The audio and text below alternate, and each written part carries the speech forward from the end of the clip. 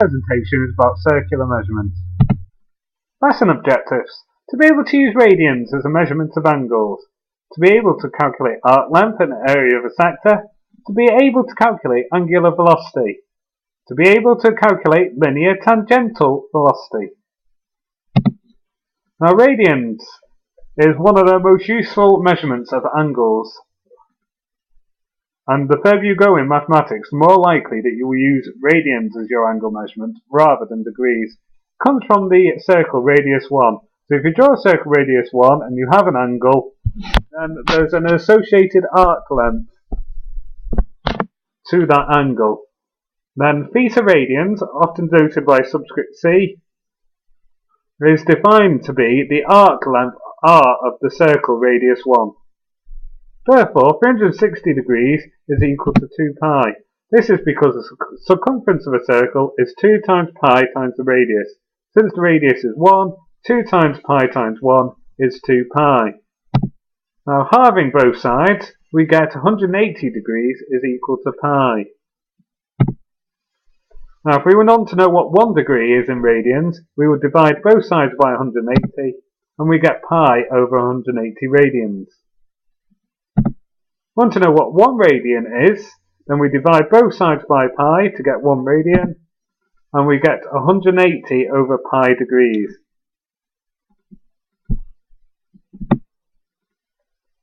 Now, if we want to calculate from degrees to radians, since 1 degree is pi over 180 radians, we basically multiply our answer in degrees by pi over 180, and that will tell us how many radians we have. Similarly, if we want to convert from radians to degrees, we multiply by 180 over pi.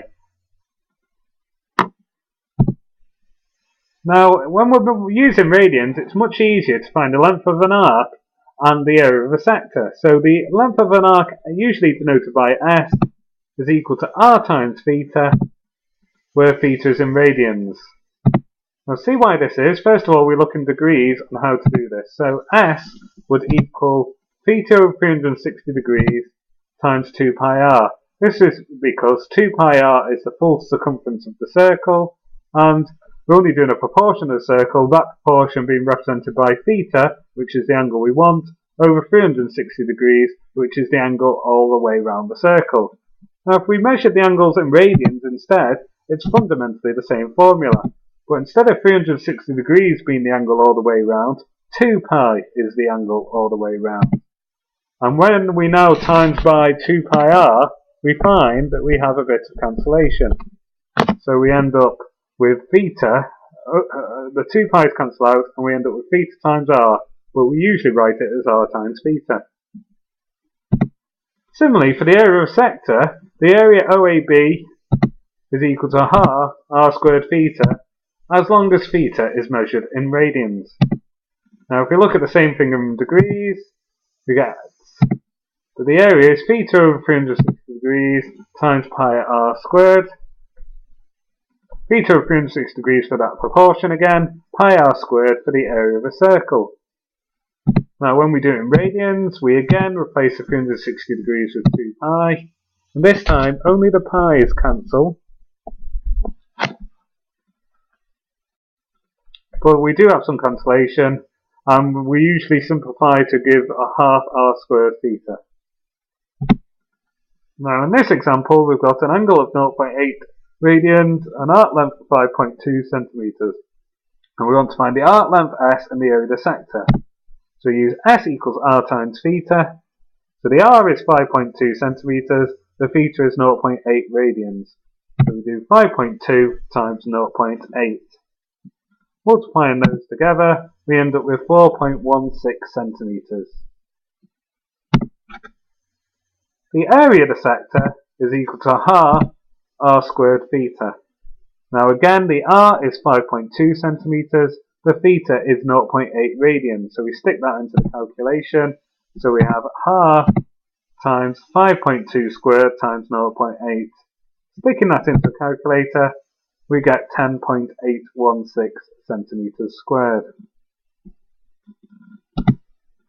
Now, looking at angular and linear tangential velocity, Basically, when an object is moving in a circle, it has two velocities associated with it.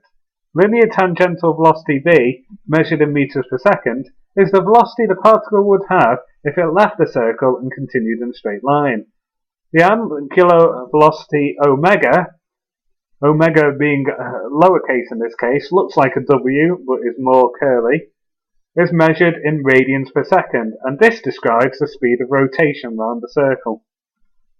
If the radius r is measured in meters, then v is equal to r times omega. So in the second example, a car travels 200 meters on a circular track of radius 250 meters in 4 seconds. Now in part A, we want to find the angle in radians subtended by the arc the car travels along. So this is basically the angle theta in the middle. So we've got an arc length, because it travels 200 meters, so the arc length is 200 meters round.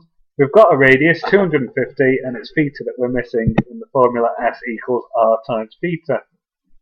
So we stick in the values we do have. The S equals 200, the R equals 250, so we have 200 equals 250 times theta.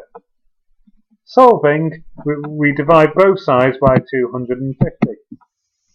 So we end up with theta is equal to 200 divided by 250, which gives us 0.8 radians. Now part B, we're to find the angular velocity of the car in radians per second and revolutions per minute. Now omega is equal to the radians over the seconds it takes to travel that angle. So the radians travelled in this case is 0.8 radians. It took 4 seconds to do so. So omega is 0.8 over 4, which gives us 0.2 radians per second. Now we also want that measurement in revolutions per minute. So converting from radians per second to radians per minute, well, there's 60 seconds in a minute, so we'll have travelled 60 lots of 0.2 radians in a minute, so 0.2 times 60 radians per minute, which is 12 radians per minute. Now 1 revolution, shorthand rev, is 2 pi radians, so a full revolution going all the way around a circle is an angle of 2 pi radians all the way round. So to go from radians per minute to revolutions per minute, we need to divide by 2 pi so that we know how many revolutions we've turned in that minute. And it turns out 12 divided by 2 pi is 1.91 revolutions per minute to 3 significant figures.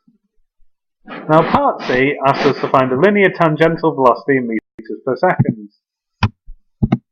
We know from the last slide that V is equal to R times omega. Now we have omega and we have R. R is 250 meters, omega is 0.2 radians per second, and for all this formula we have to use the measurement of angular velocity in radians per second rather than revolutions per minute. So calculating 250 times 0.2 gives us 50 meters per second for the linear tangential velocity. And this concludes this presentation.